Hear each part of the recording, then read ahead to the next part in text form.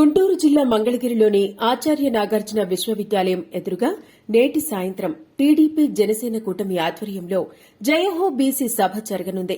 రెండు పార్టీల అధ్యకులు హాజరయ్యే ఈ భారీ బహిరంగ సభలో ఉమ్మడి బీసీ డిక్లరేషన్ను విడుదల చేస్తారు. రాష్టం నలుమూలల నుంచి బీసీలు, టీడీపీ, జనసేన కార్యకర్తలు పెద్ద ఎత్తున తరలిరానున్నారు.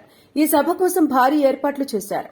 సాయంత్రం 4 గంటలకు సభ ప్రారంభమవుతుంది. సభ ఏర్పాట్లను పరిశీలించిన ఏపీ టీడీపీ చీఫ్ అచ్చెన్నాయుడు మాట్లాడుతూ బీసీల అభివృద్దికి సంబంధించిన అంశాలను డిక్లరేషన్ ద్వారా ఇరువురు అధినేతలు ప్రకటిస్తారని తెలిపారు. సభను అడ్డుకునేందుకు ప్రభుత్వం ఆటంకాలు సృష్టిస్తోందని ఆరోపించారు.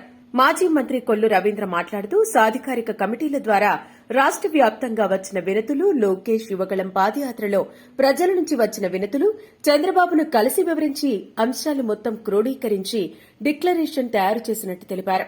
ఈ సభలో లోకేష్, బాలకృష్ణతో పాటు రాష్ట స్థాయి నేతలు పాల్గొంటారు. గడిచిన 5 ఏళ్లలో వైసీపీ ప్రభుత్వం బీసీలకు చేసిన అన్యాయం సదస్సు ద్వారా నేతలు జనాలకు వివరించనున్నారు. పార్టీ ఆవిర్భావం నుంచి బీసీలు టీడీపీకి బలమైన మద్దతుదారులుగా ఉన్నారన్న విషయం తెలిసిందే. టీడీపీ అధికారంలోకి వచ్చాక వారికి రక్షణ కల్పించే విధంగా ఒక ప్రత్యేక చట్టాన్ని తీసుకువచ్చే ఒక అవకాశం ఉంది. ఈ రోజు సభ ద్వారా సమగ్ర బీసీ డిక్లరేషన్ను చంద్రబాబు, పవన్ కళ్యాణ్ ఉమ్మడిగా ప్రకటించనున్నారు. కాగా నేటి జయహో బీసీ సభను విజయవంతం చేయాలని జనసేన పీఎస్సీ చైర్మన్ నాదెండ్ల మనోహర్ పిలుపునిచ్చారు.